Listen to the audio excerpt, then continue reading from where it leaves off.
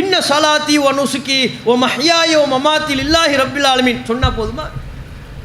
என்னுடைய தொழுகை, என்னுடைய வணக்க வழிபாடு, என் வாழ்க்கையின் என்னுடைய மரணம் அனைத்தும் அல்லாஹ்வுக்கு சொல்லி என்ன புண்ணியம்? அனைத்தும் அல்லாஹ்வுக்குன்னு சொன்னோம்ல. அந்த அல்லாஹ்வுடைய இந்த மார்க்கத்தை அடுத்தவன்கிட்ட கொண்டு போய் சேர்க்கறதுக்கு என்ன பாடுபட்டோம், என்ன சிரமப்பட்டோம்? ரசூல்லா பட்ட கஷ்டத்தை பட்டோமா? ரசூல்லாவால் உருவாக்கப்பட்ட சஹாபா பெருமக்கள் பட்ட கஷ்டத்தை நம்ம பட்டோமா இந்த மார்க்கத்திற்காக? அஸ்ஸலாமு அலைக்கும் வரஹ்மத்துல்லாஹி வபரகாத்துஹு. அன்புக்குரிய சகோதரர்களே, அழைப்பு பணியின் அவசியம் குறித்தும் அது தொடர்பாக நாம் ஆற்ற வேண்டிய பணிகள் குறித்தும் விளக்குவதற்காக சில செய்திகள் எடுத்து சொல்லப்படுவதற்காக இந்த தலைப்பு தேர்வு செய்யப்பட்டிருக்கிறது. அல்லாஹ் ரப்புல் ஆலமீன் நம்ம அனைவருக்கும் இஸ்லாம் என்கிற தௌஹீத் என்கிற ஒரு மிகப்பெரிய பாக்கியத்தை வழங்கியிருக்கிறார்.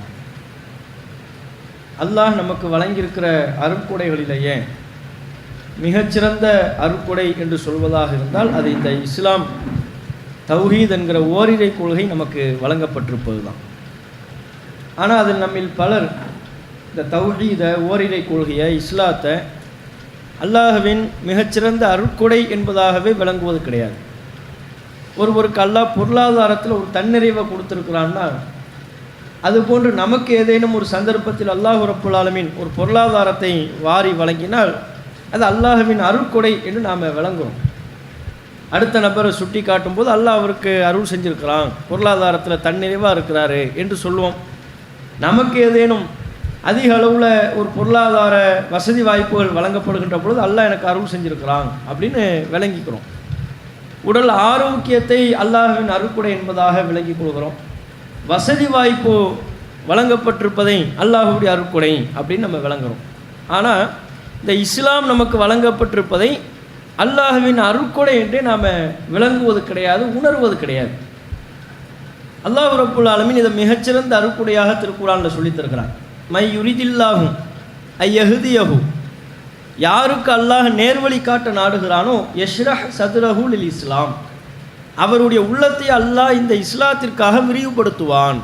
அல்லாஹ் யாருக்கு நேர்வழி காட்ட நாடுகிறானோ, அல்லாஹ் யாருக்கு நன்மை செய்ய நாடுகிறானோ யஷ்ரஹ் சதுரஹு லில் இஸ்லாம், அவருடைய உள்ளத்தை அல்லாஹ் இஸ்லாத்தை நோக்கி விரிவுபடுத்துவான். இந்த இஸ்லாமிய மார்க்கத்திற்காக, ஏகத்துவ கொள்கையை ஏற்றுக்கொள்வதற்காக அல்லாஹ்வுடைய உள்ளத்தை விரிவுபடுத்துவான். ஒமை யஜால் சதுரஹு லையக்கன் ஹரஜன், யாருடைய உள்ளத்தை அல்லாஹ் இறுக்கமானதாக ஆக்கிவிட்டானோ, அல்லாஹ் நான்னா சிலருடைய உள்ளத்தை தௌஹீதை ஏற்றுக்கொள்ளாமல், இஸ்லாத்தை ஏற்றுக்கொள்ளாமல் இறுக்கமானதாக அல்லாஹ் ஆக்கி விடுவான். கஅன்னமா யஸ்ஸஅது ஃபிஸ் ஸமா, மேலேறி செல்பவன் எவ்வாறு அவனுடைய உள்ளம் இறுகி விடுமோ அதுபோல அல்லாஹ் யாருக்கு நன்மையை நாடவில்லையோ, நலவை நாடவில்லையோ, அவருடைய உள்ளத்தை அல்லாஹ் இறுக்கமானதாக ஆக்கி விடுவான். அந்த வசனத்தின் இறுதியில் அல்லாஹ் குறிப்பிடுகிறான், கதாலிக்க ஜஅலுல்லாஹு ரிஜ்ஸ அலல்லதீன லா யுமினூன், இவ்வாறு தான் இறை நம்பிக்கை கொள்ளாத மக்களுக்கு அசுத்தத்தை அல்லாஹ் ஏற்படுத்துகிறான் என்று சொல்கிறான். இந்த வசனத்தை நம்ம ஆழ்ந்து படித்து பார்ப்போமேயானால் அல்லாஹ் இந்த இஸ்லாத்தை எவ்வளோ பெரிய அருட்கொடை என்பதாக நமக்கு புரிய வைக்கிறான் என்பதை நம்ம புரியலாம். யாருக்கு அல்லாஹ் நன்மையை நாடுறானோ அவருடைய உள்ளத்தை அல்லாஹ் திறந்து வைக்கிறானோ இஸ்லாத்துக்காக வேண்டி. அப்போ இஸ்லாம் நமக்கு கிடைத்திருக்கிறது, தௌஹீத் நம்முடைய உள்ளத்தை அல்லாஹ் இந்த தௌஹீதை நமக்கு வழங்கி இருக்கிறான், நம்முடைய உள்ளத்தில் ஏற்றுக்கொள்ள செய்திருக்கிறான் என்றால் அல்லாஹ் நமக்கு நன்மையை நாடி இருக்கிறான், அருள் செய்திருக்கிறான் அப்படின்னு அர்த்தம். அது மட்டும் இல்லாமல் அந்த வசனத்தின் இறுதியில் தௌஹீதை, இஸ்லாத்தை தூய்மை என்பதாகவும், குஃப்ரை இறை நிராகரிப்பை அசுத்தம் என்பதாகவும் அல்லாஹ் பாவித்து தூய்மையை, ஏகத்துவத்தை அல்லாஹ் விரும்புகிற அடியார்களுக்கு, மோமின்களுக்கு ஏற்படுத்தி விடுகிறான். குஃப்ர் என்கிற அசுத்தத்தை, அது அசுத்தம்னு சொல்லி அசுத்தத்தை மோமின் அல்லாத, இறை நம்பிக்கை கொள்ளாத மக்களுக்கு நாம் சாட்டி விடுகிறோம். கதாலிக்க ஜஅலுல்லாஹு ரிஜ்ஸ அலல்லதீன லா யுமினூன், குஃப்ர் என்கிற இறை நிராகரிப்பு என்கிற அசுத்தத்தை அல்லாஹ்வை நம்பிக்கை கொள்ளாத மக்களுக்கு நாம் வழங்கி விடுகிறோம், அவர்களுக்கு நாம் சாட்டி விடுகிறோம். அப்போ இந்த சத்தியத்தை, தௌஹீதை, இஸ்லாத்தை அல்லாஹ் தூய்மை என்கிறான். இதுதான் தூய்மை. குஃபுரில் இருப்பது அசுத்தம், தௌஹீதில் இருப்பது தூய்மை. அப்போ தௌஹீதில் அல்லாஹ் நமக்கு இருக்க செய்கிறான், தௌஹீதை அல்லாஹ் நமக்கு வழங்கியிருக்கிறான்னா தூய்மையில் அல்லாஹ் நமக்கு தேர்வு செய்திருக்கிறான். இஸ்லாம் என்கிற ஒரு பெரும் பாக்கியத்தை அல்லாஹ் நமக்கு வழங்கியிருக்கிறான்ங்கிறத நம்ம உணர்வு. ஏராளமான திருக்குர்ஆன் வசனங்கள் இஸ்லாத்தை பெரிய அருட்கொடை என்று சொல்கிறது. இந்த இஸ்லாமிய மார்க்கம் இருக்க ஒருவருக்கு பொருளாதார வசதி வாய்ப்புகள் கிடைப்பதை விட, உலகியல் ரீதியான செல்வங்கள் கிடைப்பதை விட, தங்கம் வெள்ளி குவிந்து கிடைப்பதை விட ஒருவருக்கு இஸ்லாம் கிடைக்கிறது என்றால் அவைகள் உலகத்தில் உள்ள எல்லா இன்பங்களும் வசதி வாய்ப்புகளும் கிடைப்பதை விட ஆகச்சிறந்த அருட்கொடை. அதை நம்ம அந்த புரிதலுக்கு நம்ம வரணும். தௌஹீது அல்லாஹ் நமக்கு தந்திருக்கிறான்னா, இன்றைக்கும் பாருங்கள், வசதி வாய்ப்பு இல்லாமல் ஆனால் ஒரு தௌஹீதுவாதியாக இருப்பார். அவர்கிட்ட எப்படி இருக்கிறீங்கன்னு கேட்டால், ரொம்ப நெருக்கடியில் இருக்கிறேன், அல்லாஹ் நமக்கு அருளே செய்கிறதில்லை இப்படிங்குவார். எதை வைத்து கொண்டு அல்லாஹ் அருள் செய்யலைங்கிறாரு? பொருளாதாரம் இல்லைல்ல, காசு பணம் இல்லை, நெருக்கடி, வசதி வாய்ப்பு இல்லை, வேலையில் ரொம்ப சிரமம், சொகுசான வேலை இல்லை, அது ரொம்ப நெருக்கடியில் வாழ்க்கையை ஓடிக்கணும், அல்லாஹ் நமக்கு அருளே செய்யலைங்க. கடந்த சில வருஷங்களாகவே அல்லாஹ்வுடைய அருள் நமக்கு இல்லைன்றுவார்.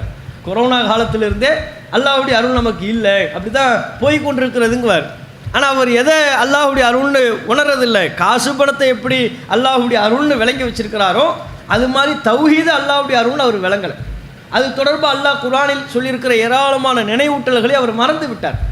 இந்த வசனம், இப்போ நம்ம சொன்ன அந்த வசனமே ஒரு சிறந்த ஆதாரம். அது அல்லாமல் நீங்கள் குர்ஆனில் பார்த்தீங்கன்னா, இறை மறுப்பாளர்களை யாரெல்லாம் தௌஹீதை ஏற்றுக்கலையோ, அது குறித்து சிந்திக்கலையோ, இஸ்லாத்தை ஏற்கவில்லையோ, அது குறித்து அவர்கள் சிந்திக்கவில்லை, இறைவன் ஒருவன் தான் என்பதை பற்றி சிந்திக்கலையோ, அவர்கள் குறித்து அல்லாஹ் திருக்குர்ஆனில் சொல்கின்ற பொழுது பலிக்கிறான். எப்படி பலிக்கின்றான்? லஹும் குலூபுன் லா யஃப்கஹூன பிஹா, அவர்களுக்கு உள்ளங்கள் இருக்கிறது, ஆனால் அதை கொண்டு அவர்கள் சிந்திப்பதில்லை. வலஹும் அயுனுன் லா யுப்ஸிரூன பிஹா, அவர்களுக்கு கண்கள் இருக்கிறது, அவற்றை கொண்டு அவர்கள் பார்ப்பதில்லை. வலஹும் ஆதானும் லா யஸ்மஊன பிஹா, அவர்களுக்கு காதுகள் இருக்கின்றது, அவற்றை கொண்டு கேட்பதில்லை அப்படிங்கிறான். யார் தௌஹீதை சிந்தித்து உணரவில்லையோ அந்த மக்கள் குறித்து அல்லாஹ் சாடுகின்ற பொழுதே, உனக்கு கண் இருந்து என்ன யூஸு, உனக்கு உள்ளம் இருந்து சிந்தனை இருந்து என்ன யூஸு, உன்னுடைய சிந்தனையை கொண்டு தௌஹீதை பற்றி நீ சிந்திக்கலையே, உனக்கு வழங்கப்பட்டிருக்கிற கண்களை கொண்டு எல்லாவற்றையும் பார்க்கிறாய், உலகத்தில் உள்ள எல்லா பொருட்களையும் பார்க்கிறாய், ஆனால் தௌஹீதை நீ பார்க்கவில்லையே, உனக்கு வழங்கப்பட்டிருக்கிற காதுகளை கொண்டு எல்லாவற்றையும் கேட்கிறாய், ஆனால் நீ தௌஹீதை கேட்கவில்லை, இஸ்லாத்தை கேட்கவில்லையே.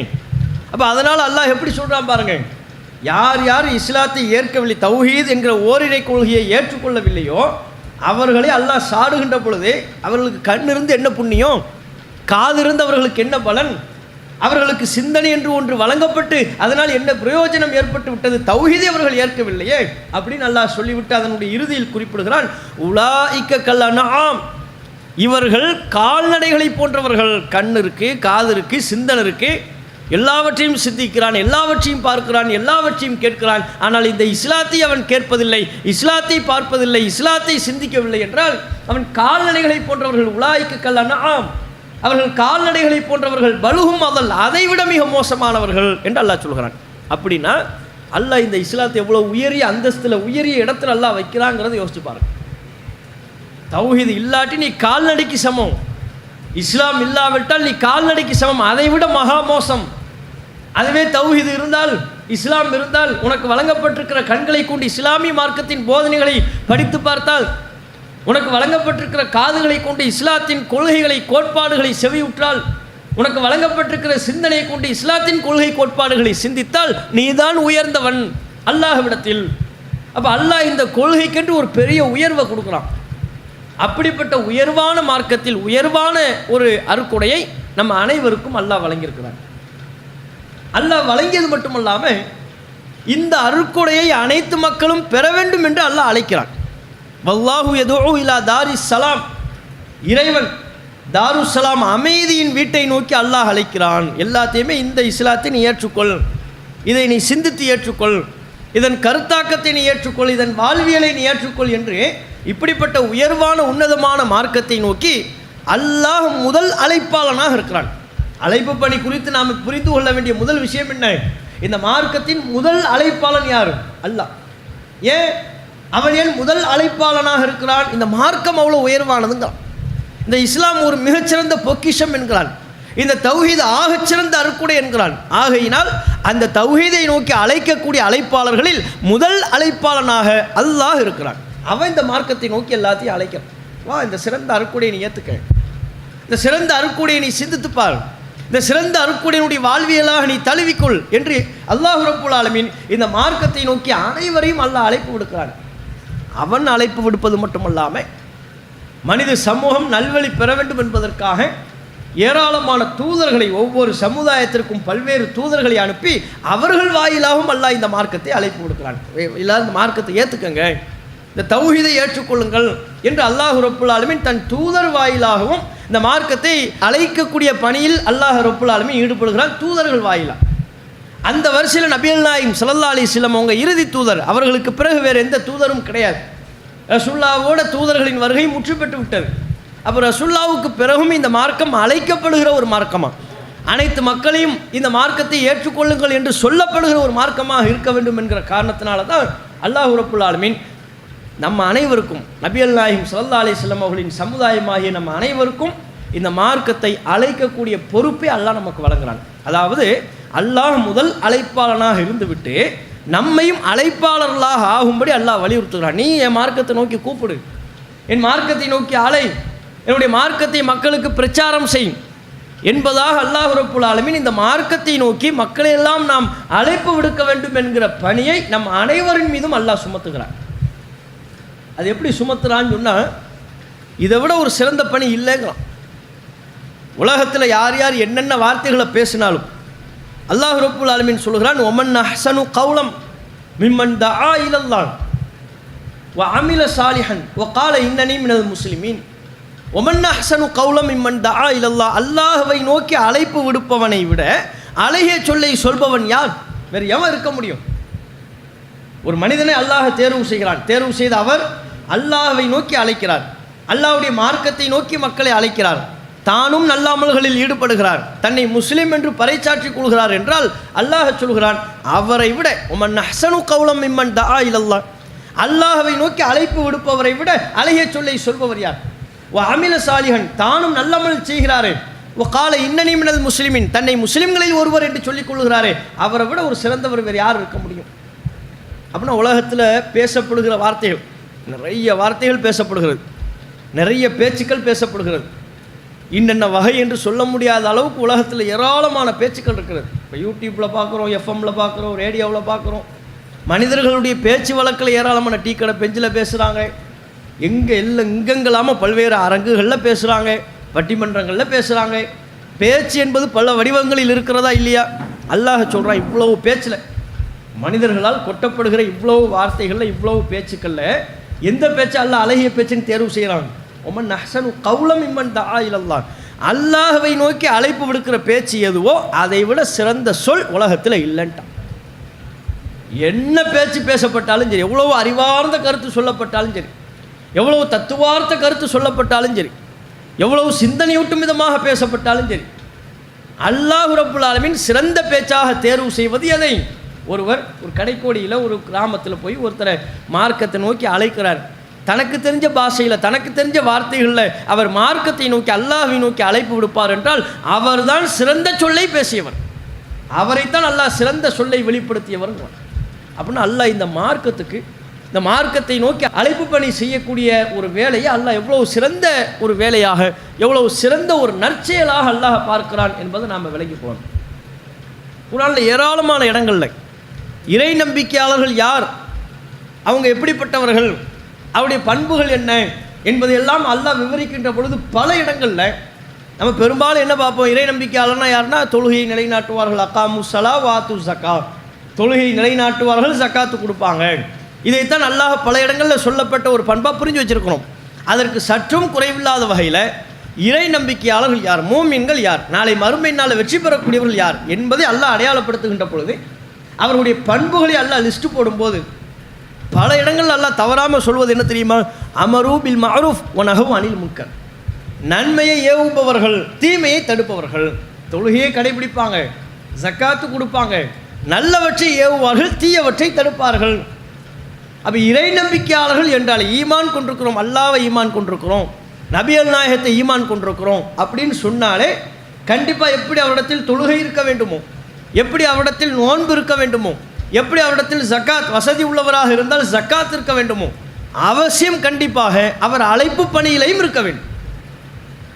ஒவ்வொரு இறை நம்பிக்கையாளரோடும் அல்லாஹ் ரப்புல் ஆலமீன் இந்த அழைப்பு பணியை தொடர்புபடுத்தி விட்டான். ஒவ்வொரு இறை நம்பிக்கையாளரோடும் அல்லாஹ் ரப்புல் ஆலமீன் அழைப்பு பணியை அவசியமாக்கி விட்டான். அப்படி நம்ம புரிஞ்சு வச்சிருக்கிறோமா? முஸ்லிம்கள் புரிஞ்சு வச்சிருக்கிறாங்களா? ஒரு முஃமின், நான் ஒரு இறை நம்பிக்கையாளர் அப்படின்னு சொல்வதாக இருந்தால் தொழுகணுங்கிறத புரிஞ்சு வச்சிருக்கிறார். ஒரு நாளைக்கு 5 வேளை தொழுகணும், அதை புரிஞ்சு வச்சிருக்கிறார். ரமலான் மாதம் வந்தால் நோன்பு வைக்கணும், அதை புரிஞ்சு வச்சிருக்கிறார். வசதி வாய்ப்பு இருந்தால் ஜக்காத்து கொடுக்கணும், அதை புரிஞ்சு வச்சிருக்கிறார். தன்னால் இயன்றதை தர்மம் செய்ய வேண்டும், அதை புரிந்து வைத்திருக்கிறார். அழைப்பு பணியில் ஈடுபட வேண்டும், அதை புரிஞ்சு வச்சிருக்கிறாரா? அழைப்பு பணியை அப்படி அவர் புரிந்து கொள்ளவே இல்லை. இன்றைக்கு பல முஸ்லிம்கள் அவ்வாறு புரிந்து கொள்வது கிடையாது. அழைப்பு பணியை பற்றி அவருடைய பார்வை என்ன? அது எல்லாரும்லாம் செய்ய வேண்டியதில்லை, அவர் ஆலிம்கள் செய்து கொண்டால் போதுமானது, அப்படி தான் விளங்கி வச்சிருக்கிறாங்க. ஆலிம்கள் செய்ய வேண்டிய ஒரு பணி, இறை நம்பிக்கையாளர் செய்ய வேண்டிய பணியாக அழைப்பு பணியை முஸ்லிம்கள் புரிந்து கொள்ளவில்லை. மாறாக ஆலிம்கள் செய்யக்கூடிய ஒரு பணியாகத்தான் இந்த அழைப்பு பணியை புரிந்து வைத்திருக்கிறார்கள். ஆனால் அல்லாஹ் ரப்புல் ஆலமீன் குர்ஆனில் அழைப்பு பணியை, நன்மையை ஏவி தீமையை தடுக்கக்கூடிய பணியை, அதைத்தான் அழைப்பு பணின்னு சொல்கிறோம். அந்த அழைப்பு பணியை குறிப்பிட்ட ஒரு சாராரின் பணியாக, ஆலிம்கள் என்கிற ஒரு வர்க்கத்தின் பணியாக அல்லாஹ் சொல்லலை. ஒவ்வொரு இறை நம்பிக்கையாளர்களின் பணியாக அல்லாஹ் ரப்புல் ஆலமீன் அதை சுமத்தும். நபிகள் நாயகம் ஸல்லல்லாஹு அலைஹி வஸல்லம் அவர்களும் அப்படித்தான் நமக்கு போதிச்சாங்க. மன் ரஆ மின்கும் முன்கரன் ஃபல்யுகையிருஹு பியதி, உங்களில் யார் ஒரு பாவத்தை பார்க்கிறாரோ அவர் தம்முடைய கரத்தால் அதை தடுக்கட்டும். நான் ரசூலுல்லாஹ் கரத்தால் தடுக்கட்டும்னா என்ன அர்த்தம்? உங்களில் ஒருத்தவங்க ஒரு பாவத்தை பார்க்குறீங்க, கண்ணுக்கு முன்பாக ஒரு தீமை நடக்கிறது, ஒரு அநியாயம் நடக்கிறது, மார்க்க அடிப்படையை மீறிய ஒரு செயல் நடக்கிறது என்று சொன்னால் ஃபல்யுகையிருஹு பியதி, அதை கையால் தடுக்கட்டும். ஃபைல்லம் யஸ்தத்யா ஃபபிலிசானிஹி, முடியாவிட்டால் நாவால் தடுக்கட்டும். நாங்கள் கையால் தடுக்கிறதுனாலும் போய் தடுக்கிற சக்தி இருந்து அதை தான் செய்யணும். கையால் தடுக்கிறதுக்கு ஒருத்தருக்கு சக்தி இல்லை, அப்போ என்ன? ஃபபிலிசானிஹி, நாவால் தடுக்கணுங்கிறாங்க. நாவால் தடுக்கிறது தான் பிரச்சாரம் தானே, அது தீமைன்னு சொல்வது தானே. இந்த தீமையில் ஈடுபடாதீர்கள், இது குர்ஆன் தடுத்திருக்கிறது, நபி அவர்கள் தடுத்திருக்கிறார்கள், இதை செய்தால் மறுமை வாழ்வு நாசமாகிவிடும், கேள்விக்குறியாகிவிடும், மன்னரையில் வேதனை உண்டாகும், இப்படிப்பட்ட பாவ காரியத்திலிருந்து, நாச காரியத்திலிருந்து விலகி நில்லுங்கள் என்று அந்த மக்களுக்கு, தீமையில் ஈடுபடுகிற மக்களுக்கு இது தீமை என்று சொல்லி அவங்கள அந்த தீமையிலிருந்து தடுக்கணும். இதை ரசூலுல்லாஹ் பார்க்குற அனைவரின் மீதும் தானே சுமத்திருக்கிறாங்க. மன் ரஆ மின்கும் முன்கரன், உங்களில் யார் அந்த தீமையை பார்க்குறீங்களோ, நீங்கள் பார்த்தீங்கன்னா நீங்கள், நான் பார்த்தா நான், பார்க்கிறவர் இந்த பணியை செய்ய வேண்டும் என்று சொல்லிவிட்டார்கள்.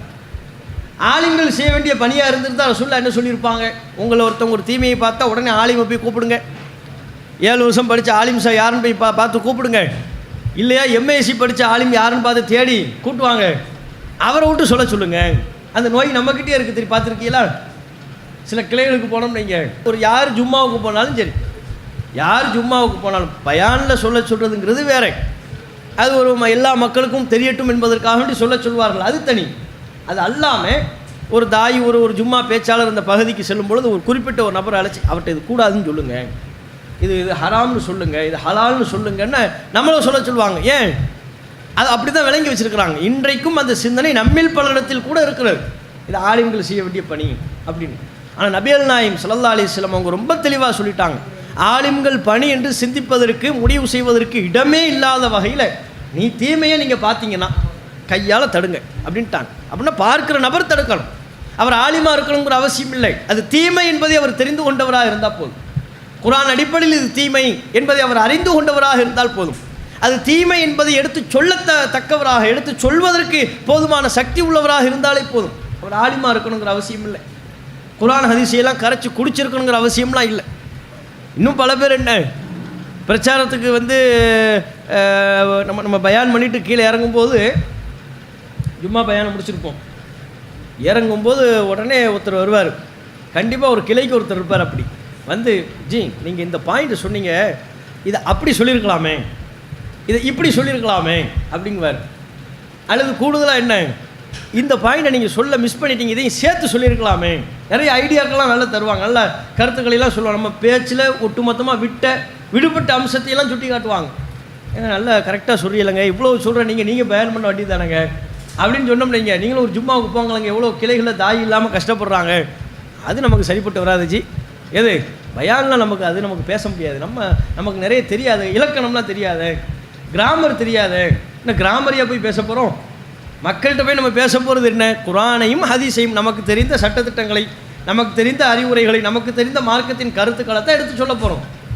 ஆனால் என்னென்னா, இந்த சுன்னத் ஜமாத்தில் குறிப்பிட்ட ஒரு அமைப்புகள் எல்லாம் என்ன சொல்லி வச்சுருக்கிறாங்கன்னா, பிரச்சாரங்கிறது சாதாரண ஒரு வேலை இல்லை, அது ஒரு பெரிய ஒரு கலை, எதெல்லாம் வாழ்க்கையில் முடியாதோ அதையெல்லாம் சொல்லி இவ்வளவும் அவர் படிச்சிருந்தால் மட்டும்தான், இவ்வளவு காரியங்களையும் அவர் சாதித்திருந்தால்தான் பிரச்சாரம் பண்ணணும் அப்படின்னு உருவாக்கி வச்சுருக்கிறாங்க. மக்களுக்கு மத்தியில் தவறாக சொல்லி வச்சுருக்கிறாங்க. அப்படி கிடையாது. நபிகள் நாயகம் ஸல்லல்லாஹு அலைஹி வஸல்லம் அவங்க ஒரு கண்ணுக்கு முன்பு ஒரு தீமையை பார்க்குறியா, அது தீமைன்னு உனக்கு தெரியுதுல, சொல்லு, முடிஞ்சால் கையாளத்தோடு, இல்லாட்டால் நாவால் அது தப்புன்னு பிரச்சாரம் பண்ணுங்க, இல்லைன்னா உள்ளத்தால் வெறுத்து ஒதுங்கி விட்டு சென்று விடு. அதை விட ஈமானில் ஒரு குறைந்தபட்ச நிலை இல்லை என்று நபிகள் நாயகம் ஸல்லல்லாஹு அலைஹி வஸல்லம் அவங்க சொல்கிறாங்க. அப்போ அழைப்பு பணி என்பது நம் அனைவர் இறை நம்பிக்கை கொண்ட அனைவர் சம்பந்தப்பட்ட பணி என்பதை நாம் தெளிவாக உணரணும். நம்ம அனைவருக்குமே இந்த பொறுப்பு இருக்குது. ஒவ்வொருவருக்கும் அல்லாஹ் ரப்புல் ஆலமீன் இந்த பொறுப்பை சுமத்திருக்கிறான். இப்போ நம்ம என்ன யோசித்து பார்க்கணும், அல்லாஹ் நமக்கு வழங்கியிருக்கிற இந்த மார்க்கத்தை, சிறந்த அருக்குடையை அல்லாஹ் நமக்கு தந்திருப்பதைப் போல பிற மக்களும் இந்த அருக்குடையை அனுபவிக்க வேண்டும், இந்த அருக்குடையை பெற வேண்டும் என்பதற்காக நம்ம என்ன பாடுபட்டோம், என்ன சிரமங்களை சந்தித்தோம், எப்படிப்பட்ட உழைப்புகளை மேற்கொண்டிருக்கிறோம். இந்த மார்க்கம் மேலோங்க வேண்டும் என்பதற்காக, அல்லது நாம் அடைந்திருக்கிற இந்த சத்தியத்தை பிற மக்களுக்கு எடுத்து சொல்ல வேண்டும் என்பதற்காக நம்ம பட்ட கஷ்டம் என்ன, நம்ம பட்ட சிரமம் என்ன, அதை யோசிச்சு பாருங்கள். ஆனால் நம்ம எல்லாருமே அல்லாஹ்விடத்தில் ஒரு உறுதிமொழி கொடுத்துருக்கோம். என்ன உறுதிமொழி கொடுத்துருக்குறோம் தெரியுமா? தொழுகையினுடைய ஆரம்ப துவா என்ன? தொழுகையினுடைய ஆரம்ப துவா அல்லாஹும்ம பாயித் பைனி. இன்னொரு துவா வஜ்ஜஹத்து வஜ்ஹிய லில்லதி. அப்படின்னா என்ன அர்த்தம்? இறைவா, என் முகத்தை நான் திருப்பி விட்டேன். யாரை நோக்கி? ஃபதர சமாவாத்தி வல் அர்த், வானத்தையும் பூமியையும் முன்மாதிரியின்ற படைத்த இறைவனை நோக்கி என் முகத்தை நான் திருப்பி விட்டேன். அப்படி வந்துடும்ல, அல்லாஹ் அக்பர்னு தக்பீர் கட்டிடுறோம். அல்லாஹ்வை நோக்கி நம்ம முகத்தை திருப்பிட்டோம் என்பதை சொல்லக்கூடிய ஒரு வாக்கு மூலமாக, ஒரு உறுதிமொழியாக இந்த வஜ்ஜஹத்தினுடைய வாசகம், தொழுகையினுடைய ஆரம்ப துவா, அதனுடைய வாசகம் இருக்கிறது. அதில் தான் நம்ம சொல்கிறோம், இன்ன சலாத்தி ஒ நுசுக்கி ஒ மஹ்யாய ஒ மமாத்தி லில்லாஹி ரப்பில் ஆலமீன். என்னுடைய தொழுகை, எனது பிற வணக்க வழிபாடுகள், எனது வாழ்வு, எனது மரணம் அனைத்தும் லில்லாஹி ரப்பில் ஆலமீன், அகிலத்தையெல்லாம் படைத்து பரிபாலிக்கின்ற அல்லாஹ்விற்கே உரியது என்று நான் உறுதிமொழி அளிக்கிறேன்னு அர்த்தம். விளங்குதா? தொழுகையினுடைய ஆரம்ப துவாவில் யார் யாரெல்லாம் வஜ்ஜஹத்து ஓதுகிறார்களோ அல்லாஹ் அதை ஓதும்படி நமக்கு சொல்லி தந்திருக்கிறான். அல்லாஹும்ம பாயித் பைனி ஓதணும் அல்லது வஜ்ஜஹத்து ஓதணும். அந்த ஆரம்ப துவாவினுடைய ஒரு பகுதியாக, ஒரு வார்த்தையாக எதை நாம் அல்லாஹ்விடத்தில் உறுதிமொழி அளிக்கிறோம்? இறைவா, என் முகத்தை உன் பக்கம் நான் திருப்பிட்டேன், நீ தான் வானபூமியெல்லாம் படைச்சேன். அது மட்டும் இல்லாமல் இறைவா, நான் இன்னொன்றையும் சொல்கிறேன், என்னுடைய தொழுகை, என் வணக்க வழிபாடு, என்னுடைய வாழ்க்கை, என்னுடைய மரணம் அனைத்தும் லில்லாஹி, உனக்குத்தான் இறைவா அப்படிங்கிற. இது குர்ஆன்லையும் இருக்கிறது இதே வார்த்தை. குர்ஆனை அல்லாஹ்வுடைய இறைவேதம் என்று ஏற்றுக்கொண்ட ஒரு பேச்சுக்கு, இல்லை நான் வஜ்ஜஹத்துலாம் ஓதுறது இல்லை, அதனால் அல்லாஹ்விடத்தில் நான் அந்த உறுதிமொழிலாம் எடுக்கலை அப்படின்னு சொல்லி தப்பிச்சிட இயலாது. குர்ஆனை ஏற்றுக்கொண்டிருக்கிறோமா இல்லையா? குர்ஆன் அல்லாஹ்வுடைய வேதம்ங்கிறத நம்ம நம்புகிறோமா இல்லையா? அந்த குர்ஆனிலும் இதே வார்த்தை, குல், நபியை நீங்கள் சொல்லுங்கள், இன்ன சலாத்தி ஒ நுசுக்கி ஒ மஹ்யாய ஒ மமாத்தி லில்லாஹி ரப்பில் ஆலமீன். இதே வார்த்தையை ரசூல் ஸல்லல்லாஹு அலைஹி வஸல்லம் அவர்களை சொல்லி அல்லாஹ் குர்ஆனில் உத்தரவிடுகிறான். அப்போ குர்ஆனை யாரெல்லாம் இறைவேதம் என்று ஏற்றுக்கொண்டிருக்கிறோமோ நம்ம அனைவரும் அல்லாஹ்விடத்தில் இந்த உறுதிமொழியை கொடுத்துருக்கோம். என் வாழ்க்கை அல்லாஹ்வுக்குரியதுங்க, என் மரணம் அல்லாஹ்வுக்கானதுங்க. தொழுகையிலையும் குர்ஆனை இறைவேதமாக ஏற்றுக்கொள்வதின் வாயிலாகவும் என் வாழ்க்கை, என் மரணம் எல்லாமே அல்லாஹ்வுக்குரியதுன்னு சொல்லிட்டு அந்த அல்லாஹ்வுடைய மார்க்கத்தை அடுத்தவர்களுக்கு சொல்வதற்கு என்ன சிரமப்பட்டோம் நம்ம. என் வாழ்க்கையை அல்லாஹ்வுக்குரியதுன்னு சொன்னால் நம்முடைய வாழ்க்கை எப்படிப்பட்ட ஒரு வாழ்க்கையாக இருக்கும்? இதை நாம் தாங்கி இருக்கிற ஏகத்துவத்தை பிற மக்களுக்கு எடுத்து சொல்வதற்காக எவ்வளவு கஷ்டப்படுவதற்கும் தயாராக இருக்கணுமா இல்லையா? அப்போ தானே அந்த வார்த்தையை சொன்னதுக்கு அர்த்தம்.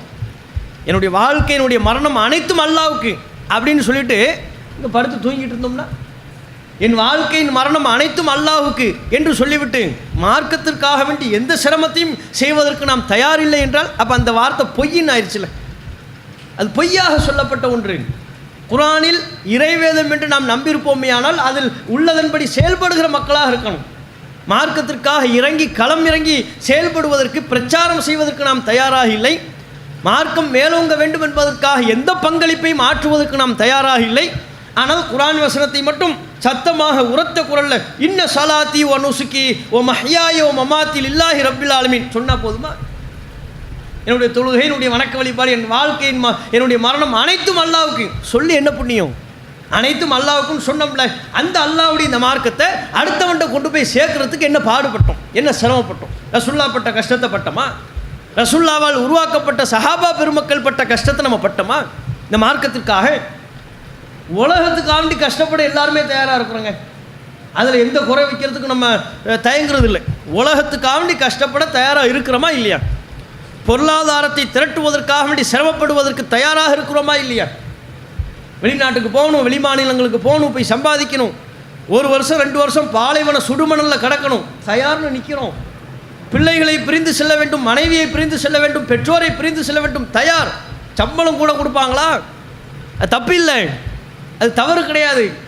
உலகியல் ரீதியான பொருளாதாரத்தை திரட்டுவதற்கு, உலகியல் ரீதியான நன்மைகளை பெறுவதற்கு எந்த சிரமத்திற்கும் தயார் என்று சொல்லக்கூடிய நாம அல்லாஹ்விடத்தில் நாம் அளித்த ஒப்பந்தத்தின்படி, அல்லாஹ்விடத்தில் நாம் அளித்த வாக்குறுதியின்படி, இறைவா என் வாழ்வு என் மரணம் உனக்கானது இறைவா என்று அல்லாஹ்விடத்தில் சொல்லியிருக்கிறோமே, அந்த இறை மார்க்கத்திற்காக சின்ன சிரமம், எந்த சிரமத்தை நம்ம சந்திச்சிட்டோம்?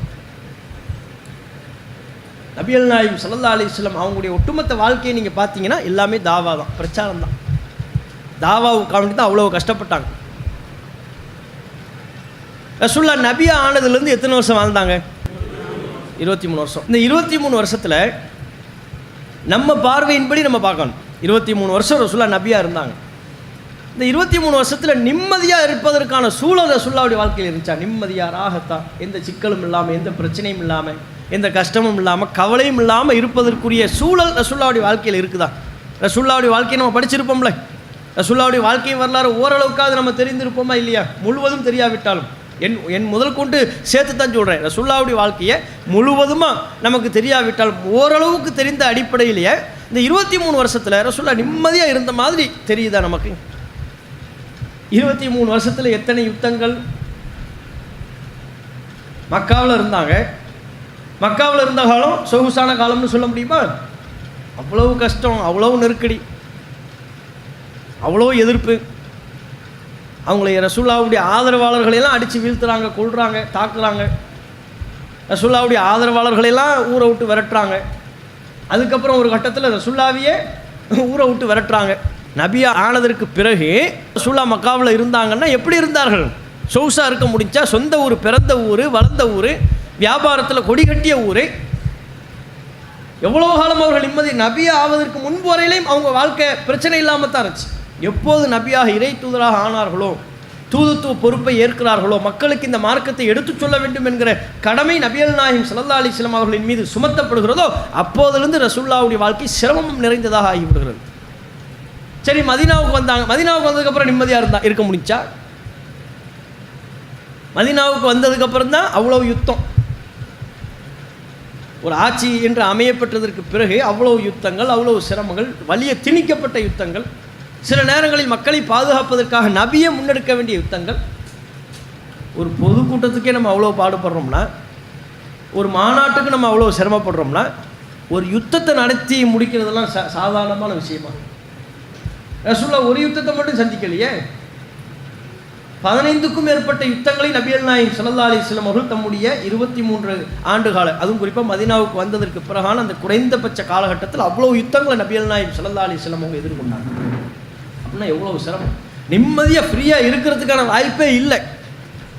அது போக மக்களுக்கு சட்டங்களை எடுத்து சொல்ல வேண்டிய விஷயங்கள், மக்களுக்கு இஸ்லாத்தை பரப்ப வேண்டிய கடமைகள், பொறுப்புணர்வுகள், ஒரு நபியாக, ஒரு இறை தூதராக பிரச்சனைன்னு மக்கள் ரசூல் ஸல்லல்லாஹு அலைஹி வஸல்லம் ரசூலுல்லாஹ்விடத்தில் வந்து நிற்பாங்க, அதுக்கு தீர்வளிக்கணும். பல ஊரார்கள், பல சமூகத்தார்கள் வந்து சந்திப்பாங்க, அவங்களுக்கு தீர்வுகளை சொல்லணும், வழிகாட்டணும். தம்முடைய குடும்பத்திற்கு மத்தியில் ஏற்படக்கூடிய சிக்கல்கள், சிரமங்கள், அதற்கு தீர்வளிப்பது. அவ்வளோ ஒரு நெருக்கடியான வாழ்க்கை நபிகள் நாயகம் ஸல்லல்லாஹு அலைஹி வஸல்லம் அவங்க வாழ்ந்தாங்க.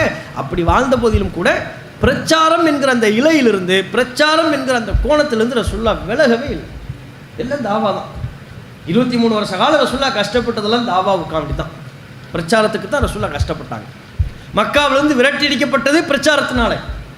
மதீனாவில் பல்வேறு விதமான இன்னல்களை நபிகள் நாயகம் சந்தித்தது பிரச்சாரத்திற்காக. அனைத்தும் ரசூலுல்லாஹ்வுடைய ஒட்டுமொத்த வாழ்வும் பிரச்சாரமாகத்தான் இருந்தது. எப்போ ஆரம்பித்தது ரசூலுல்லாஹ்வுடைய பிரச்சார பயணம்?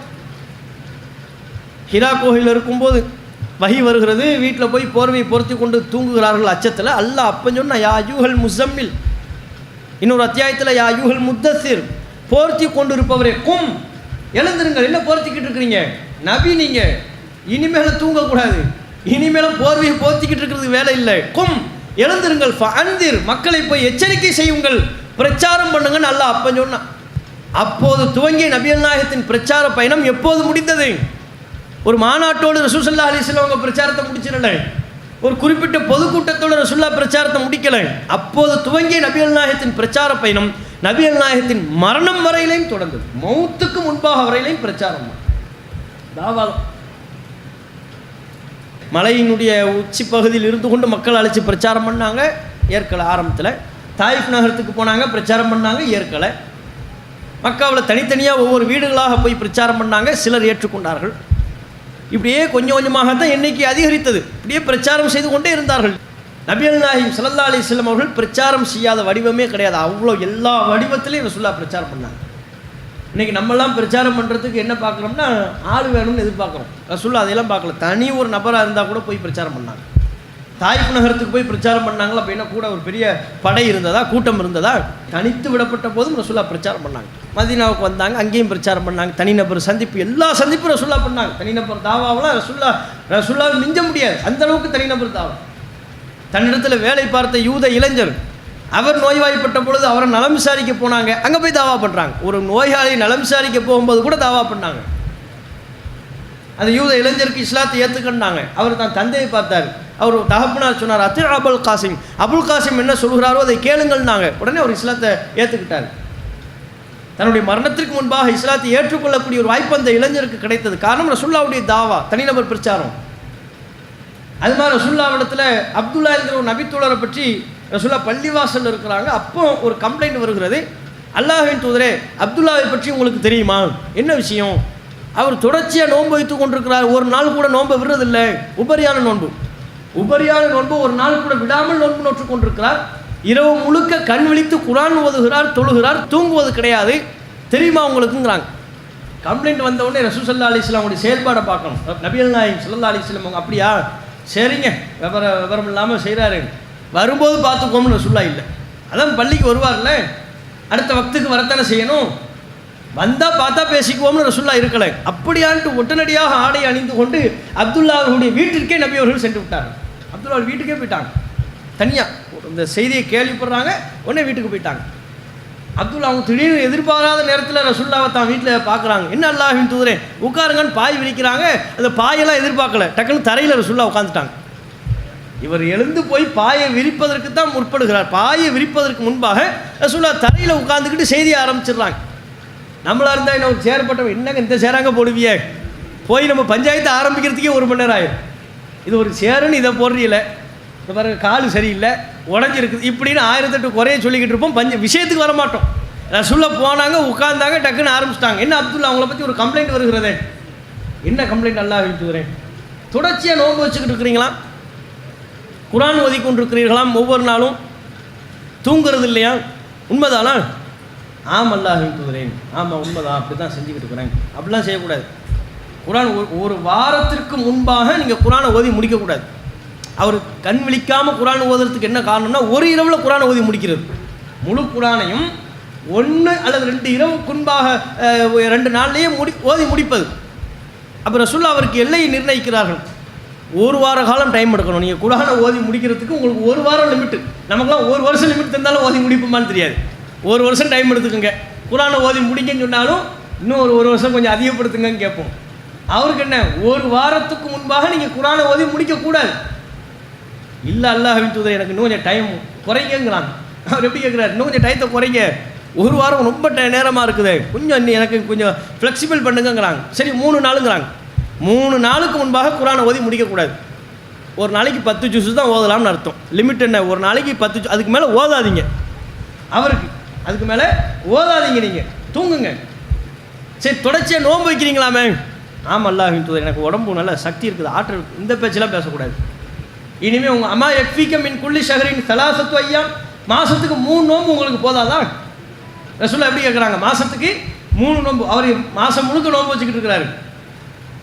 30 நாளில் 30 நாளும் நோன்பு வைக்கிறாரு. அவரிடத்துல ரசூலுல்லாஹ் எப்படி கேட்குறாங்க, அம்மா யக்ஃபீக மின் குல்லி ஷஹரின் ஸலாஸத்து அய்யாம், மாதத்துக்கு 3 நோன்பு பத்தாதான்? அல்லாஹ்வின் தூதர், எனக்கு எப்படி 3 நோன்பு பத்தும்? ஜித் யா ரசூலுல்லாஹ், அல்லாஹ்வின் தூதர் இன்னும் கொஞ்சம் அதிகப்படுத்துங்க. சரி 5 வைங்க, மாதத்துக்கு 5 போங்க, 5 போதாதான்? இல்லை அல்லாஹ்வின் தூதர் 5 எனக்கு பத்தாது, இன்னும் கொஞ்சம் அதிகப்படுத்துங்க. சரி மாதத்துக்கு 7 நோன்பு வச்சுக்கோங்க, பத்தாதா? அல்லாஹ்வின் தூதர் 7 பத்தாது, இன்னும் கொஞ்சம் அதிகப்படுத்துங்க.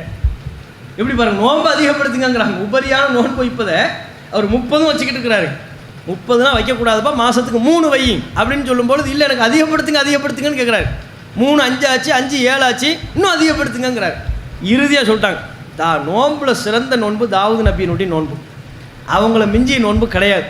அதுதான் உலகத்தில் சிறந்த நோன்புனா தாவூத் அலைஹிஸ்ஸலாம் அவர்களுடைய நோன்பு. அவங்க எப்படி நோன்பு வச்சாங்க? ஒரு நாள் நோன்பு இருப்பார்கள், ஒரு நாள் நோன்பை விட்டு விடுவார்கள்.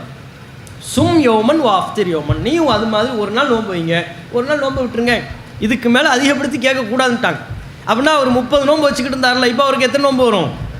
15 நோன்பு வரும். அவ்வளோதான் லிமிட்டு. அதுக்கு மேலே நோன்பு நோக்கக்கூடாது என்று நபிகள் நாயகம் ஸல்லல்லாஹு அலைஹி வஸல்லம் அவங்க அவருக்கு எல்லை நிர்ணயித்து விட்டு சென்றார்கள் என்கிற செய்தியை புகாரில் முஸ்லீமில் பார்க்கணும். இதை நம்ம கவனிக்க வேண்டிய அம்சம். ரசூலுல்லாஹ் ஒரு இறை தூதர் ஒரு நபித்தோழர் குறித்து இவ்வாறு எல்லை மீறுகிறார் என்ற செய்தி வரும்போது அவங்க வீட்டுக்கே போய் தாவா பண்ணணும்னு இருக்காங்க. போனாங்க, வீட்டுக்கே போய் தாவா பண்ணாங்க. அவருடைய வீட்டுக்கே போய் எந்த எதிர்பார்ப்பும் இல்லாமல், இப்படிலாம் நீங்கள் செய்கிறீங்க உண்மையா? ஆமாம், அப்படி செய்யாதீங்க, இதுதான் நீங்கள் செய்யணும், வழிகாட்டிட்டு வராங்க. தாவா தன் குடும்பத்துக்கு ரசூலுல்லாஹ் தாவா பண்ணாங்க. நபிகள் நாயகம் ஸல்லல்லாஹு அலைஹி வஸல்லம் அவர்கள் தன்னுடைய குடும்பத்தாருக்கே தாவா பண்ணாங்க. திடீர்னு தஹஜ்ஜத் நேரத்துல எல்லாம் எழுந்துக்கிட்டு டக்குன்னு மகள் வீட்டுக்கு போயிடுவாங்க. ஃபாத்திமா ரலியல்லாஹு அன்ஹா அவங்க வீட்டுக்கு போயிடுவாங்க. அவங்க வீட்டுக்கு போய் கதவை தட்டுறாங்க ரசூலுல்லாஹ். பார்த்தா அலி ரலியல்லாஹு அன்ஹு அவங்க வர்றாங்க. அலி அவர்களுக்கு பிறகு ஃபாத்திமா அவங்க வர்றாங்க. எப்போம்னா இரவு நேரம், தஹஜ்ஜத் தொழுகையினுடைய நேரம். ரசூலுல்லாஹ் கேட்குறாங்க, அலா துஸல்லியானி, 2 பேரும் தொழுதுட்டீங்களா? எந்த தொழுகை? இரவு தொழுகை. 2 பேரும் தொழுதுட்டீங்களா கேட்குறாங்க. அலி அவர்கள் தான் இருக்கிறாங்க, அன்னைக்கு தொழுகலை, இரவு தொழுகலைன்னு ஒரு வரியில் பதில் சொல்லாமல் அன்ஃபுசுனா பி எதில்லா, ரூஹுலாம் அல்லாஹ் கையில் இருந்துச்சு, அல்லாஹ் திருப்பி தரவே இல்லை இப்படின்ட்டார். இது என்ன பதில்? இது நம்மளோட மேலே இருக்கா இல்லையா? 2 பேரும் தொழுதாச்சா? அலா துஸல்லியானி, சுபு தொழுகை கூட கிடையாது. சுபு தொழுகைக்கு 2 பேரும் தூங்கிட்டு இருந்தாங்கன்னு விளங்கிடக்கூடாது. அது என்ன தொழுகை?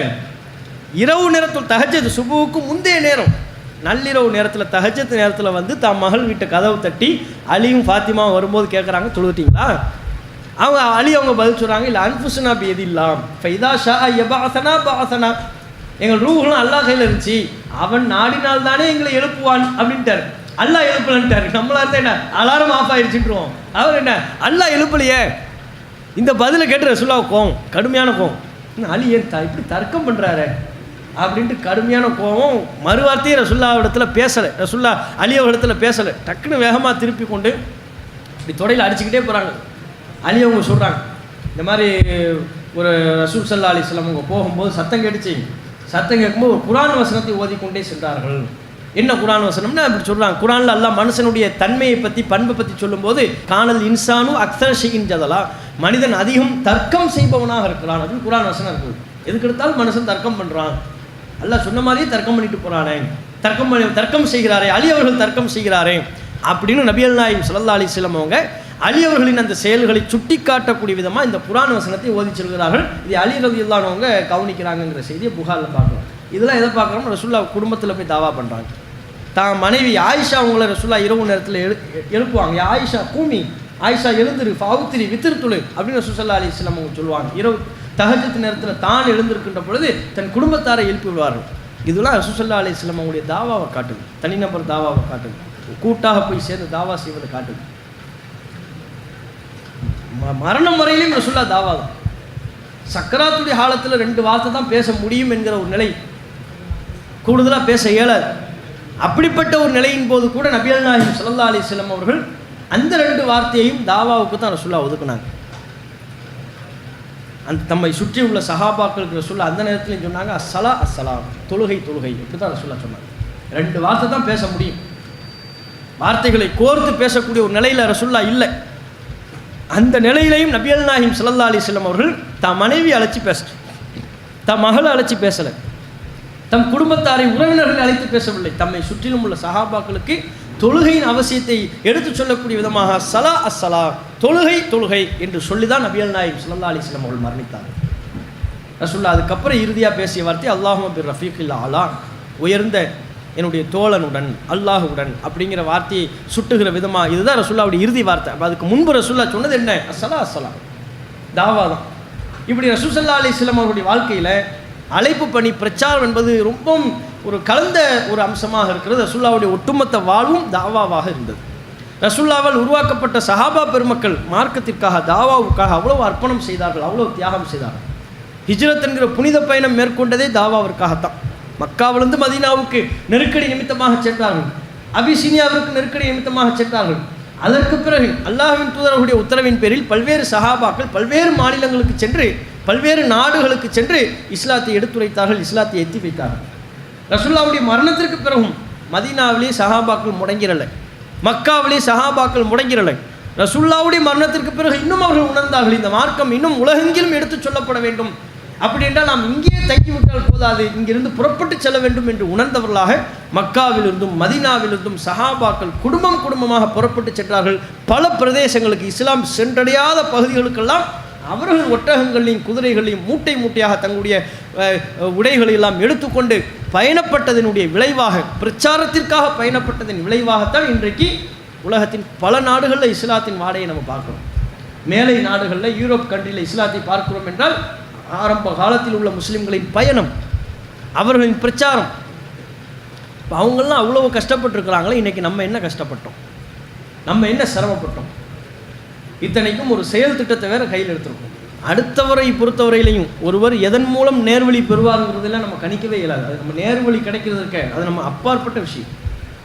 அல்லாஹ் நாடுனா ஒரு வார்த்தையில் ஒருவர் நேர்வழி பெற்று விடுவார். நம்ம கொடுக்குற பிட் நோட்டீஸையெல்லாம் நம்ம சாதாரணமாக நம்ம நினைப்போம், அந்த பிட் நோட்டீஸின் வாயில ஒருவர் நேர்வழிக்கு வந்துடுவார். நெல்லை ஏர்வாடியில் இப்போ கிளையில் இருக்கக்கூடிய ஒரு நிர்வாகி, நெல்லை மாவட்டத்தில் துணை நிர்வாகியாக இருக்கக்கூடியவர், இதுக்கு முன்பால் ஹிஜ்ரா கமிட்டி சொல்லுவாங்கள்ல, பிறை கணிப்பு கூட்டத்தில் இருந்தவர். அப்போ அந்த கொள்கையிலிருந்து, அந்த நம்பிக்கையிலிருந்து அவர் விலகி நபி வழி அடிப்படையில் பிறையை கண்ணால் பார்த்து முடிவு செய்யணுங்கிற நிலைப்பாட்டுக்கு வர்றார். எப்படி வந்தார்னு அவர் சொல்லும் பொழுது சொல்கிறாரு, நான் வெளிநாட்டிலிருந்து வந்தேன், வீட்டில் பார்த்தா ஒரு நோட்டீஸ் இருந்துச்சு, வெளியீடு தமிழ்நாடு தௌஹீத் ஜமாத். என்ன தலைப்பு? பிறையை கண்ணால் தான் பார்க்கணும், பிறையை கணிப்பது வழிகேடு என்கிற தலைப்பில் ஒரு பிட் நோட்டீஸ் கொடுக்கப்பட்டிருந்தது. அவ்வளோ தெளிவாக இருந்தது. அதை படித்து பார்த்ததுக்கப்புறம் தான் நம்ம எவ்வளோ பெரிய வழிகேட்டில் இருந்தோம் என்பதை நான் உணர்ந்தேன். உடனே அந்த நிலைப்பாட்டிலிருந்து நான் மாறிவிட்டேன். அதுக்கப்புறம் படிப்படியாக ஜமாத்தினுடைய செயல்பாடுகளால், பணிகளால் ஈர்க்கப்பட்டு ஜமாத்தில் இணைந்து கொண்டேன்கிறார். அப்போ பாருங்கள், ஒரு பிட் நோட்டீஸ்னால யார் நேர்வழிக்கு வருவாங்க, யார் சத்திய கருத்துக்கு வருவாங்கங்கிறதெல்லாம் நம்ம கணிக்க இயலாது.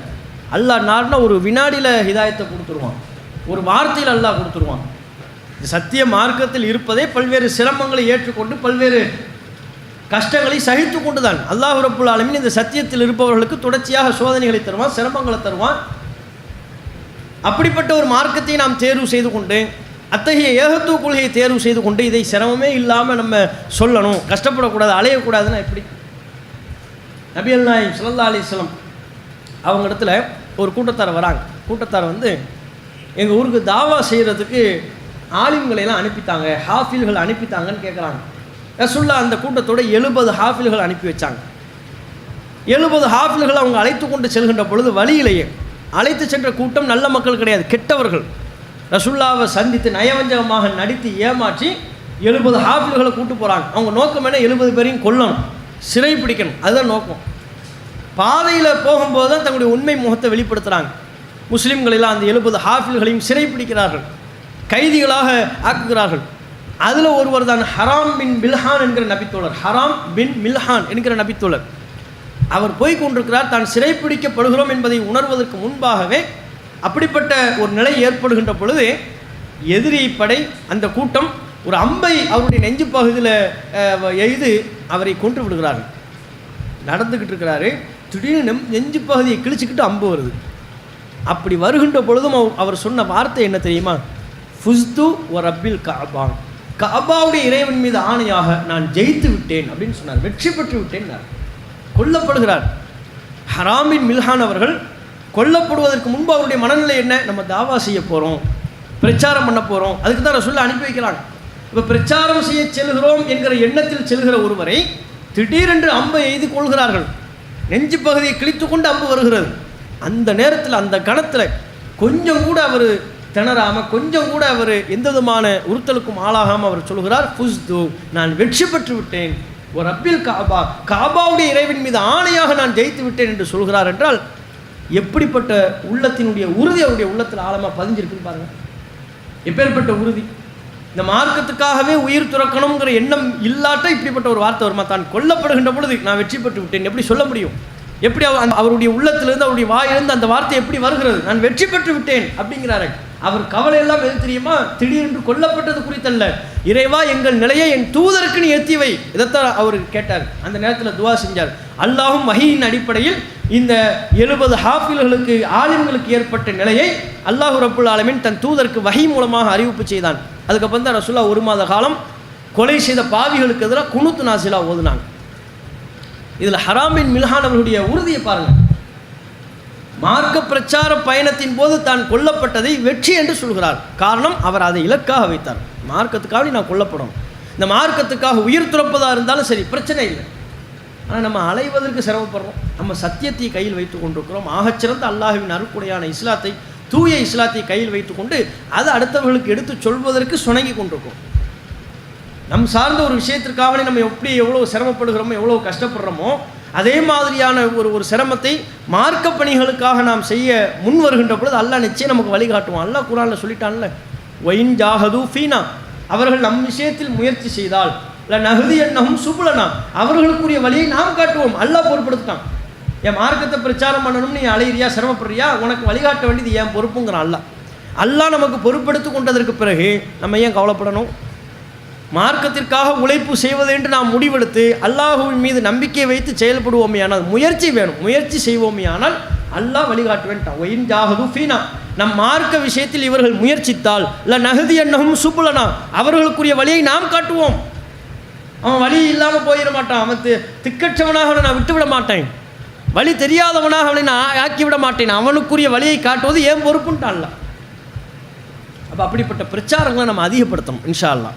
இஸ்ரவேல் சமுதாயத்தை பற்றி அல்லாஹ் சொல்கின்ற பொழுது, லுஇனல்லதீன கஃபரு மின் பனி இஸ்ராஈல அலா லிசானி தாவூத் வ ஈஸா இப்னு மரியம்.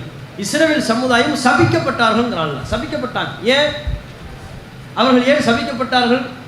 அலா லிசானி தாவூத், தாவூத் நபி அவர்களுடைய நாவினாலும், அதுபோல் ஈஸா இப்னு மரியம், ஈசா அலைஹிஸ்ஸலாம் அவர்களின் நாவினாலும் சபிக்கப்பட்டார்கள். அதுக்கு அல்லாஹ் காரணம் சொல்கிறான், காரணத்தை அடுக்கிறான். அதில் ஒரு காரணமாக அல்லாஹ் சொல்கிறான், அவங்க அல்லாஹ்வுடைய சாபத்தை பெற்றதற்கு என்ன காரணம் என்றால், கானு லா யத்தனாஹவுன அம் முன்கரின் ஃபஅலூஹு, பாவமான விஷயத்தை அவர்கள் தடுக்காதவர்களாக இருந்தார்கள். மக்கள் செய்து கொண்டிருந்த பாவத்தை அவர்கள் தடுக்கவில்லை, அதனால் அவர்கள் சபிக்கப்பட்டார்கள் என்று அல்லாஹ் ரப்புல் ஆலமீன் குர்ஆனில் நமக்கு சொல்லித்தரான். அப்போ அடிப்படை எது? என்னதான் உரிமை அது சார்ந்த விஷயங்கள் நமக்கு இருந்தாலும் அதெல்லாம் நமக்கு 2ஆம் பட்சம் தான். முதன்மை எது? இந்த கொள்கையில் பயணிப்பதும் கொள்கையை பிரச்சாரம் செய்வதும் தான் நமக்கு முதலாவது.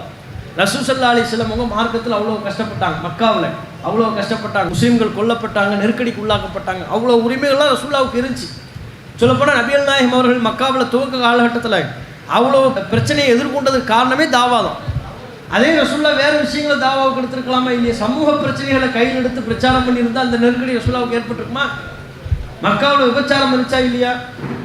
அந்த விபச்சாரத்தை எதிர்த்து நபிகள் நாயகம் ஸல்லல்லாஹு அலைஹி வஸல்லம் அவங்க பிரச்சாரம் பண்ணியிருக்கலாம். துவக்கத்தில் மக்காவில் மது போதை இருந்தது, போதைக்கு எதிரான விழிப்புணர்வு பிரச்சாரத்தை ரசூலுல்லாஹ் துவக்கமாக செஞ்சிருக்கலாம். அவைகளெல்லாம் இருந்தது ரசூலுல்லாஹ்வுக்கு தெரிந்தும் விபச்சாரத்தை எதிர்த்து போதை எதிர்த்து முதலாவதாக ரசூலுல்லாஹ் பிரச்சாரம் பண்ணுற துவக்கி இருந்தாங்கன்னா மக்கள்கிட்ட பெரிய வரவேற்பு கிடைச்சிருக்கும், அவ்வளோ எதிர்ப்பு வந்திருக்காது. மக்காவிலிருந்து ரசூலுல்லாஹ் துரத்தி அடிக்கப்பட்டிருக்க மாட்டாங்க. எல்லாமும் இருந்தும் அல்லாஹ்வின் உத்தரவின் பேரில் தான் அந்த மக்கள் மத்தியில் சமூக விழிப்புணர்வு பிரச்சாரத்தை முதலாவதாக கையில் எடுக்காமல் முதன்மை பிரச்சாரமாக ரசூலுல்லாஹ் எதை எடுக்கிறாங்க?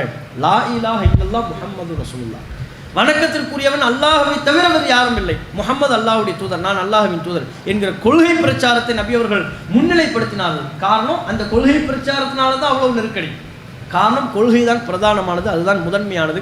அப்படிப்பட்ட கொள்கையை ஏற்று பயணிக்கிற நாம் ஏற்றுக்கொண்டிருக்கிற இந்த கொள்கையை அடுத்த தலைமுறைக்கு கொண்டு போய் சேர்க்கிற பொறுப்பு நமக்கு இருக்கிறது, அந்த கடமை நமக்கு இருக்கிறது என்பதை உணர்ந்து செயல்படுகிற நன்மக்களாக அல்லாஹ் ரப்புல் ஆலமீன் நம் அனைவரையும் ஆக்கி அருள் புரிவானாக என்று கேட்டு என்னுடைய இந்த உரையை நிறைவு செய்து கொள்கிறேன்.